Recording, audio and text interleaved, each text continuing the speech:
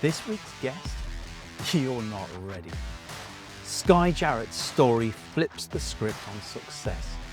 From corporate burnout to building a movement rooted in neuroscience, mindfulness, and meaning. If you've ever felt trapped by hustle culture or wondered if there's a better way to lead, then this episode is for you. So imagine this. You get this environment that prides itself on high performance, and you stick an overachieving perfectionist into that mix. It was a disaster. It was the perfect storm, Paul, and it stressed me out. I was addicted to stress because of the reward that comes with overcoming the victory. The body never lies. So I'm noticing, and I notice, my gosh, as I approach the building, the closer I get, the more intense the nausea becomes. If we don't hear the whispers, we'd be forced to hear the screams. And life gifted me with a series of screams in the form of a gunpoint robbery that I confronted my mortality and had to ask myself, what is this life that I'm living? I remember a day where I looked myself in the mirror and that voice just had shut up. There was no more, you've got this. It was like, we need to do something now. Because we can't keep going like anymore. this. The inflection point for me, Paul, was the gunpoint robbery. A lot becomes very clear. A lot became very clear for me. I'll use I statements here. A lot became very clear for me after that gunpoint robbery. There was something really clarifying about being confronted with my own mortality and asking myself the question, what is my life worth? I feel like someone tapped me on the shoulder and told me a secret to the universe that I now need to spread. Are you running from something, or are you running towards something? Because if you're running away from something, be aware that that thing might follow you.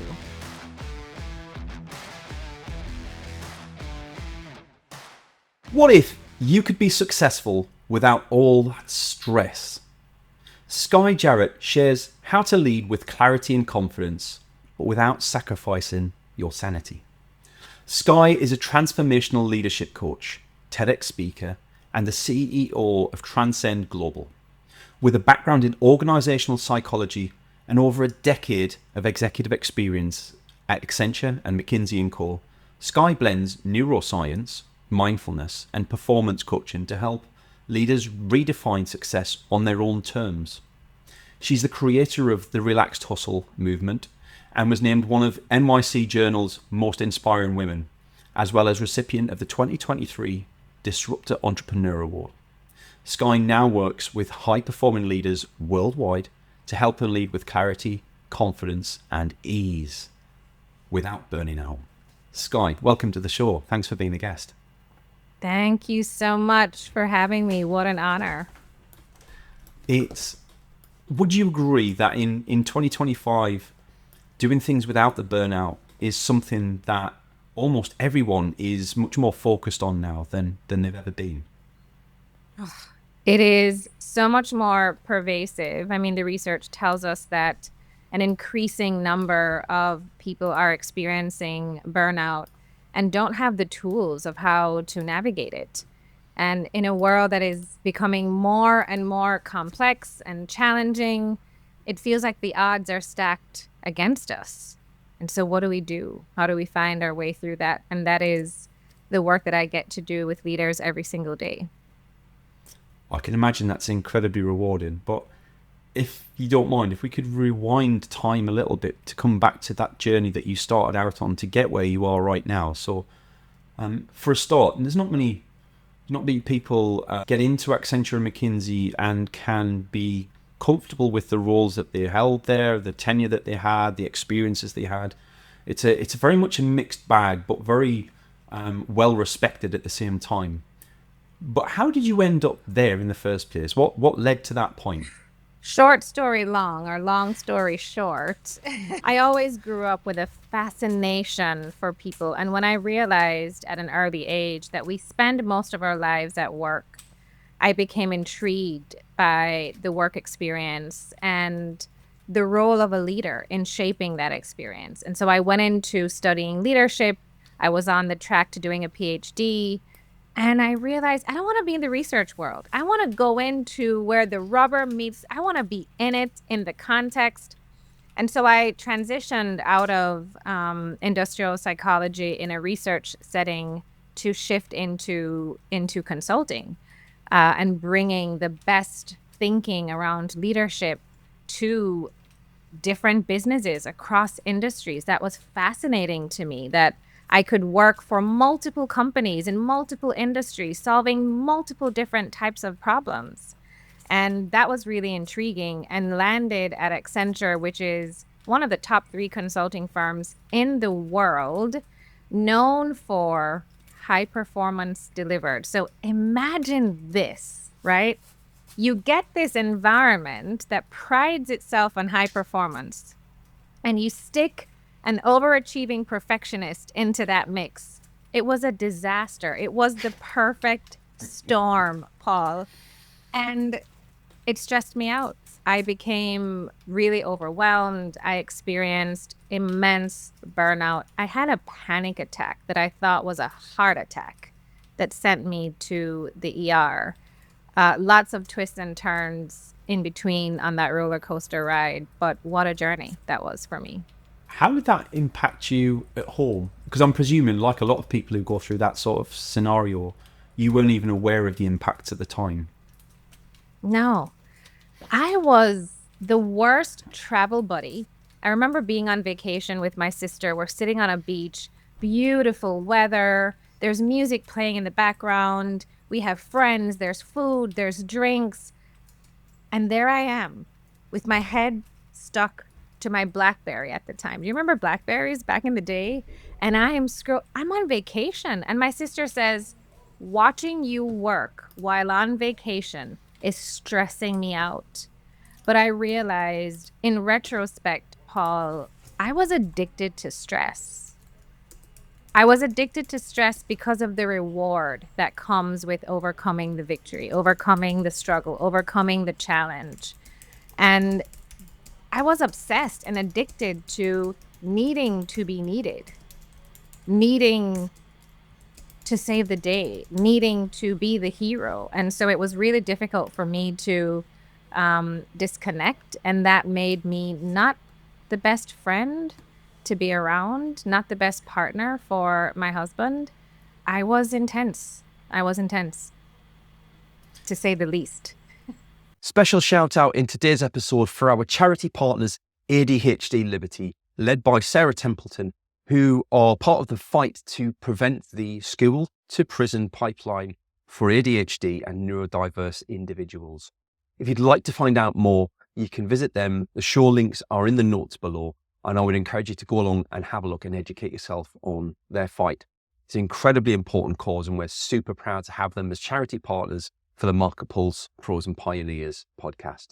Thank you. Enjoy the rest of your episode. Do you think that was kind of a product of you as you grew up then? Like if you rewind back to when you were at school, when you were at college, is that the same person you are then? Or is that something that was kind of, I'm going to hazard a guess that as you kind of alluded to, that Accenture kind of accelerated that. Yeah. The bits that were already there, right? Supercharged I can it. tell you the exact moment when that version of me was born. I was about 9 or 10, came home to a single mom who prided herself on being very independent, being a provider for her 2 girls. And I came home, Paul, with a report card that had A's, B's, and maybe 1 C. And my mom looked at me and she said, "You need to understand that in this house, crooked letters are unacceptable. Crooked letters are unacceptable. B's and C's are not okay in this household. It is straight letters, and don't you for a minute think that an F is going to be acceptable." So that left me with no other choice. That left me with no other choice. I had to get A's. And it, the intention behind that message was, I want you to do well. I want you to do your best. It's important for you to be successful. what that translated to my very impressionable mind was, you have to be perfect in order to be loved by mommy. And there my perfectionist was born. And it stayed with me. And I believe that who we are is how we lead. And that moment shaped who I became in a very meaningful and very specific way. And I think that those messages are very pervasive. There are several stories that my clients can tell of those moments where they come home with a science exam with 99%, and the mom says, well, what happened to the 1%? And it's like, am good enough? And so we grow up and we become these leaders who have to prove our worth in the work that we do, in the achievements that we can produce and create. And it creates this really vicious cycle that a lot of the work that I do with people is helping them to unpack that and to rewire that part of them and to learn a new narrative that they can operate from. And I think we each of us have to go through our crucible in order to figure out what our path actually is. We go through life collecting experiences and knowledge, and we go through different crucibles, but eventually a large portion of us, not everyone, but a large portion of us get to that moment where we realize that there is something that we're supposed to be doing with our time, with our life, with our energy. And it sounds like you've been through that. So like, talk to me the point where you realized that there was another way of doing things. What was the point where you'd had enough, or where somebody showed you there was a better way? I don't know that there was one single moment. I call it the series of unfortunate events that then just came to a head, right? The first moment that I can recall was going into my client site and feeling really nauseous on the metro ride in DC. We get off at Pentagon Station and I walk out of the metro. I'm walking towards the building and I notice this nausea that overcomes me. And I think, oh, it's just the metro ride. Pretty rough ride today. But the next day it comes back. And then this time I'm tuning in because as a mindfulness practitioner, I've learned to pay attention to the conversation that my body has with me. The body never lies. So I'm noticing, and I notice, my gosh, as I approach the building, the closer I get, the more intense the nausea becomes. I press floor 7 on the elevator. The elevator is going up, and my gosh, the closer it gets to floor 7, the more intense the nausea becomes. I say, my goodness, we got to have a conversation, body. Like, what are you trying to tell me? So I go into the bathroom. I place my hands on the counter. I stare myself in the mirror because now I know that our eyes are a window into our soul. And I know that I now have to have a conversation with what's happening right now in my body. And I hear this voice that I don't think I could have managed in that moment to hear what it had to say. I didn't want to hear what it had to say because what I heard back from this voice was, you are not supposed to be here. And I couldn't make sense of that message in that moment. What do you mean I'm not supposed to be here? I've spent the last 7 or 8 years building this life, building this career, building this team, building this. I've been building this for years. How do I walk away from this? So I did what I think most people do. I silenced the noise. I silenced the voice. But I've come to learn, Paul, that if we don't hear the whispers, we'd be forced to hear the screams. And life gifted me with a series of screams in the form of a gunpoint robbery that I confronted my mortality and had to ask myself, what is this life that I'm living? And if I had died in that moment, would I have lived a life that I'm proud of? What would people say about the impact that I've had on their lives? They're gonna remember me as that workaholic that was never present with them. And the gunpoint robbery, losing my cousin, the panic attack, losing a best friend, all of those things happening in a series of 9 months. I went into my therapist's office, and when he asked me the question, what has brought you here? I said, life is shaking me, and I keep looking up saying, I'm listening. What am I missing?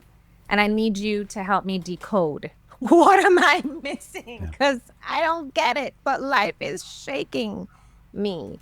And that was my breaking point. I could not, it was obvious that I was being shaken to my core and that something fundamentally had to change. I had no choice but to. And I think there are many people who ignore those signals, who ignore those signs. And then life shakes us to our core. Yeah. That's really powerful, Sky. I love people who are able to articulate a story about their journey and how they got where they are. And the thing that you mentioned about the eyes being a window to the soul. I remember before I left corporate world myself, I'd come in on a night. I'd be really tired with 16, 18-hour days. You know what it's like. Everybody does, right? It's not a sob story, but everyone's going through that in corporate world, and physically broken. And I remember looking at myself as I'm getting ready for the shower on a night, and we've got like a head height bathroom cabinet, and I'd look myself in the eyes and be like, yeah, you've got this, Paul. Yeah. Then that went on for some time, and I remember a day where I looked myself in the mirror and that voice just had shut up. There was no more, you've got this. It was like, we need to do something now, because we can't keep haven't going got this like anymore. this. Mm-hmm. Yeah. I used to talk about it as the black dog that follows us about, right? And that worry of depression and anxiety and fear, and a lot of people feel that on a Sunday afternoon. I used to work in retail, so it really didn't matter what day of the week it was. It was, getting towards the end of my day off, very much felt those same sort of feelings. When you're talking with your therapist, then what was their response to what you were going through? What was the most powerful thing that they were able to suggest that got you to understand what you needed to do? What was that stepping stone? I think the biggest lesson for me in that moment was learning a new way to be in relationship with myself. And I had been cultivating this overachieving, stress-addicted perfectionist for so long that in order for me to experience life differently, I needed to become a different version of myself. And I could only do that by first getting to know myself more. And being in relationship, I learned how to become my best friend, which meant listening in a way that we listen to a friend that is having a hard time, which meant understanding myself in a way that we seek to understand the friends that we spend time with. And from that place of awareness, and I remember him saying, before we fix this, we must first become familiar. So I needed to understand, how did I get here? It was through that process, it was through that excavation, it was through that investigation that I was able to go back and pinpoint that moment when my mom said no crooked letters. Wow, that was the moment when this version of me was born. But there was a version of me that before that, I don't have to be this way. I don't have to be this version. I can reparent myself and become a different version of me. But being able to do that required me to be in relationship and to become my own best friend. So I learned how to listen deeply. I learned how to meet myself with compassion and facing those hard truths and seeing my tendencies, being able to name that I'm addicted to stress and understanding why, and being able to name those truths in a way that honored my humanity and in a way that I did not make it worse by beating up on myself for being that way, but saying, wow, I can hold that truth with a heart of compassion in the same way that a best friend would say, I get it. I could do that with myself, and learning that resourcefulness to be able to do that. Learning to love the parts of me that I didn't like. That's super powerful. There you go. So that's an incredible journey that you've been on. And why did you then choose to change your direction and help others in that journey, as opposed to carrying on, but in a better way, in the direction that you were going? Why did you choose to focus on helping others with that same problem? The inflection point for me, Paul, was the gunpoint robbery. A lot becomes very clear a lot became very clear for me. I'll use I statements here. A lot became very clear for me after that gunpoint robbery.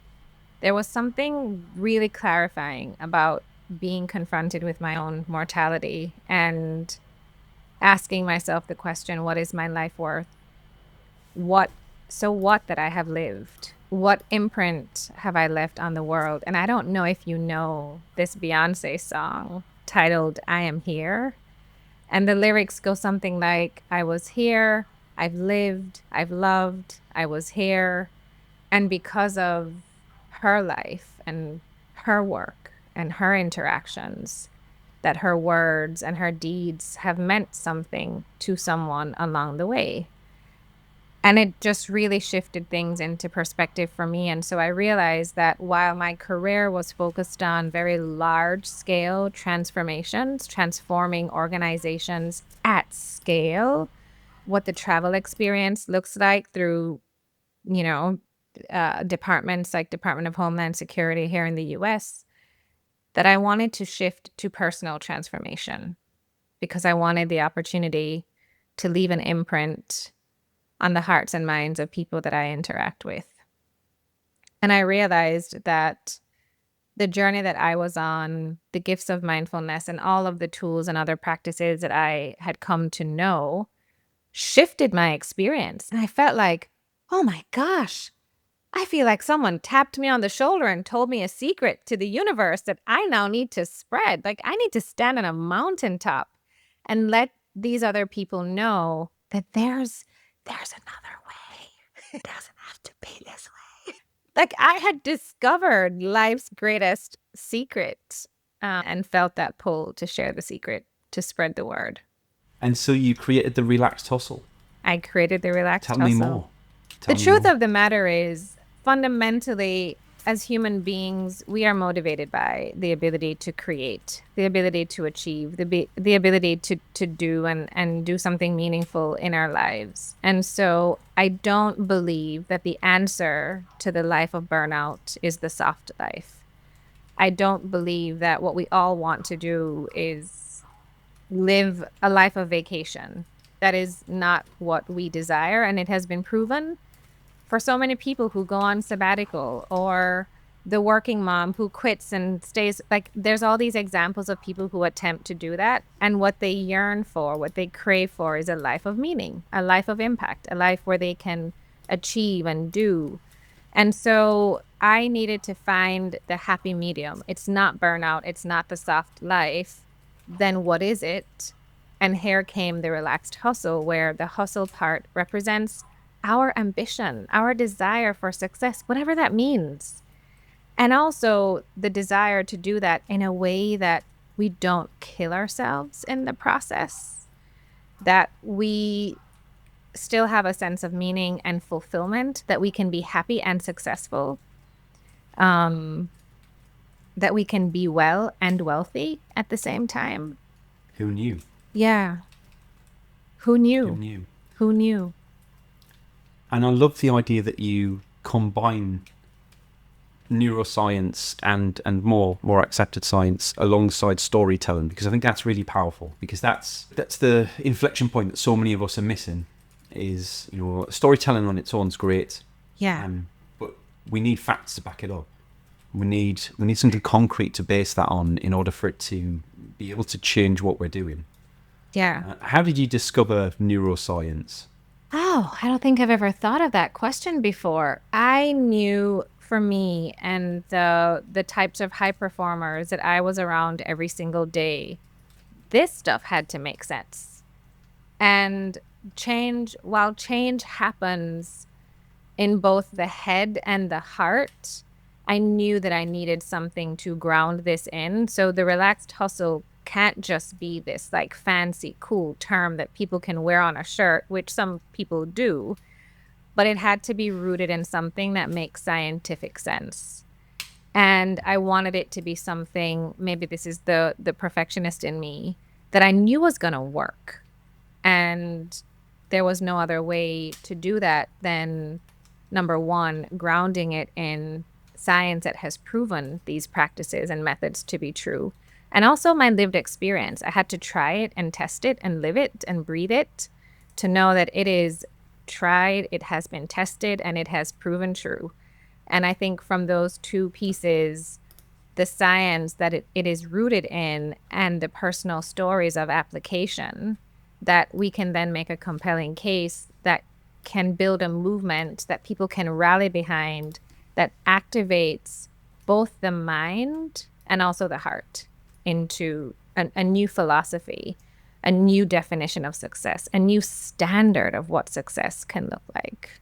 And so with all that kind of scene set, tell me about the first client that you helped and the success that they received as a result of working with you, because that must have been an anxiety created moment for you as well, in terms of the first time that you've actually done this for somebody else other than yourself. How did that work? How did it feel? I was gifted with the opportunity to go into a bank, and my relationship with them started through a series of leadership trainings that I did. And I don't know if you've ever had this experience, Paul, but you walk into a room and you are asked to do a thing, and there's just this one person who just everything you say they have an answer for, or they're like combative and questioning, and just that disgruntled person that you wish would just exit stage left because you're making my life miserable. That was the woman in the room, and she was their chief general counsel. And she later chose me to become her coach. And I thought, you love a tough challenge, don't you, Sky? Like, why are you taking this woman on? She gave you such a big headache in those training sessions. Why are you choosing to work with her? Her hidden secret is that she was thinking of leaving the bank after 22 years of serving at the bank. And so she approached me to help her create her exit strategy. I'm going to leave. I can't do this anymore, which I think is a moment that many people, many executives come into. I can't do this anymore. I got to leave. And I asked her, what is your ultimate goal? Which I think is true for many people. I just want to be happy, and I'm not happy. And so she convinced herself that if she leaves, she will find happiness. And I asked her, I said, are you running away from something, or are you running towards something? Because if you're running away from something, be aware that that thing might follow you. And when we did the investigation, it was herself that she was running from. That version of her, very similar to mine, that was taught that she had to be the fixer, that she had to be the go-to problem solver, that she had to be the hero, that she had to have all the answers, that she had to. And it was creating a life of misery for her. And by applying this relaxed hustle formula, number one, regrounding in her purpose, building the self-awareness around how did I get here? Where did this burning desire to be the hero come from? And what are the practices that can support me in starting to rewire that version of me so that she could be in relationship to her work in a different way? Now, get this. Nothing about her environment changed. Same board members, same leaders, same problems, a different her. A different version of her, a different experience of the reality. Needless to say, she's still with the bank, and she is experiencing it in a very different way. And so the work that I do is not necessarily helping people leave their companies. For some people, they do decide to do that. But it's first shifting ourselves so we can then shift the experience of what we're experiencing. And so, if you would, what sort of practices do you put into place for yourself that you would advise your clients to do? What does a day in the life of the CEO of the Relaxed Hustle mean for you? There's a couple really important things that I would say. Number one, I'm very rooted in my faith. So I believe in a divine power, let's say. For some people, that's the universe. But to believe that we are placed here on purpose for a purpose and that we are being guided is very illuminating for me. Number two, in a practical sense, for me, using mindfulness as an instrument of awareness and as an instrument of change, that I can come to know the version of me who is a stress addicted, overachieving perfectionist, and that I can use the practices of mindfulness to shift in the way that I respond is very important. Number 3, having daily routines, daily practices. You know, we focus on our hygiene. We take a shower every day. We brush our teeth every day. I'm assuming that you have as well, Paul. I hope so. Well, you didn't have running water, so I don't know. There's a chance there that you might not have. I don't know. We didn't have running water. I'll call it dribbling water today. I'm glad we are virtual, let's just say. So we have these hygiene practices. What does that look like for our leadership? Do we have a leadership hygiene practice that readies us for the day? And I learned the importance of this while I was supporting my mom through the last 3 years of her life. We were preparing for her death, essentially. And it was a very tumultuous time. She became debilitated and ended up in a wheelchair. And so she had many accidents of like forgetting that she can't walk and falling. And it was just a constant emergencies, which I think is very true of the work experience today. A lot of leaders who spend their day in firefighter mode and something's always wrong and they're running around with their heads on fire trying to figure out every emergency that comes up. That was the day in the life of Sky, taking care of our dying mom for 3 years. And I learned that, my gosh, the minute I open that room door and step outside of this space, I don't know what the day will bring. And so I needed to ready myself for the day. And that's where I think the tools and practices, having a morning routine where you prime your mind, you center yourself, and you remind yourself of how resilient you are, that you have what it takes regardless what life brings your way to get through it.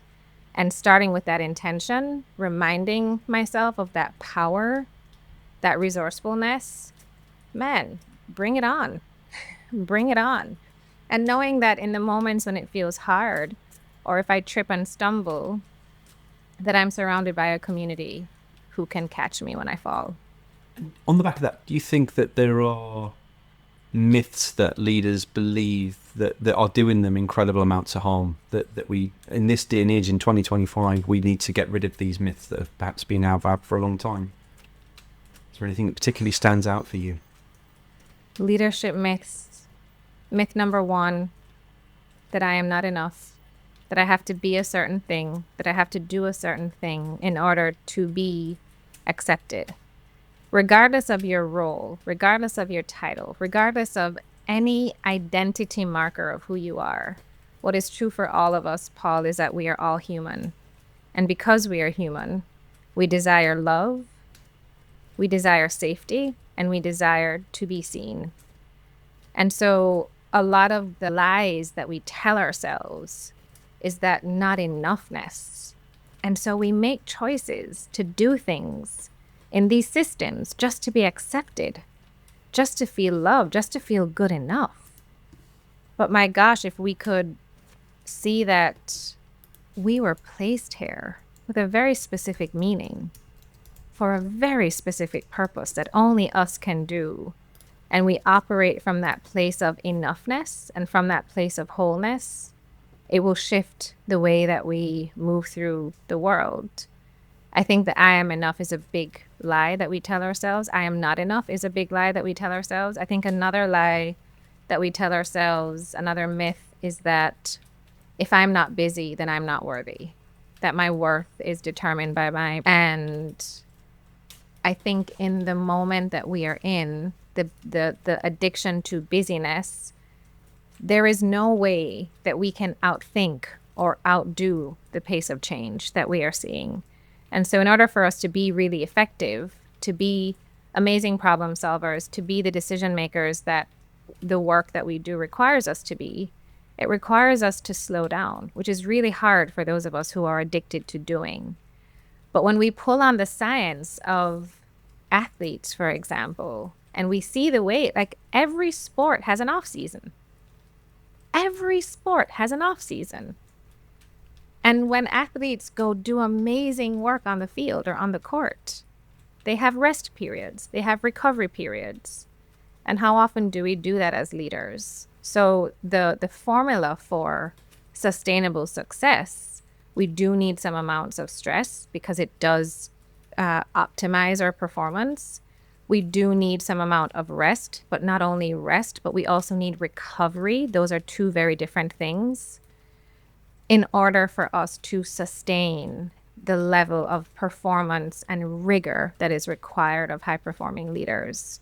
And for us to do that for the long haul, for us to do that in a way that we can excel under pressure. And the belief that I will sleep when I die, you will crash and burn. You certainly will. You might be sooner rather than later.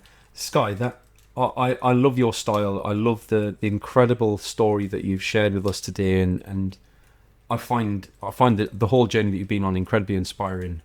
Thank you so much for being a fantastic guest on the show today, and for entertaining and educating our listeners and viewers. Is there anything you'd kind of like to leave as a last point before you go? What a big question. What comes to mind for me is believing and knowing there's another way. I love it. Go find it, because it doesn't have to be this way. I love it. Thank you very much, Sky, and it's been an absolute pleasure having you along for the show today. Thank you, Paul. Appreciate you. And thank you at home for watching or listening along with the episode. Podcast wouldn't be here if it wasn't for you guys. Thank you very much for your support and your kind feedback and ratings and subscriptions and all the amazing ways you show your thanks for us. We'll be back next week with another amazing guest on MarketPulse Pros and Pioneers. Thanks for joining us for today's show. I hope you enjoyed it. If you'd like to feature on a future show, or you've got some ideas for folks who would make a great guest, please drop us a line. Contact details are in the show notes, and I'd love to hear from you. Your host today was me, Paul Banks, founder at Javelin Content Management. Here at Javelin, we specialise in helping busy business owners just like you to repurpose video content, taking all the stress and tech problems away and turning your long-form video into literally hundreds of pieces of content without breaking the bank. We describe it as getting ideas out of your head into video and out to your socials. If you want to launch your personal brand, become the vendor of choice for your audience, or maximise your sales revenue impact, we'd love to hear from you. Join us next Wednesday for the next episode, and don't forget to subscribe and give us a review. Our podcast is only possible with your continued support.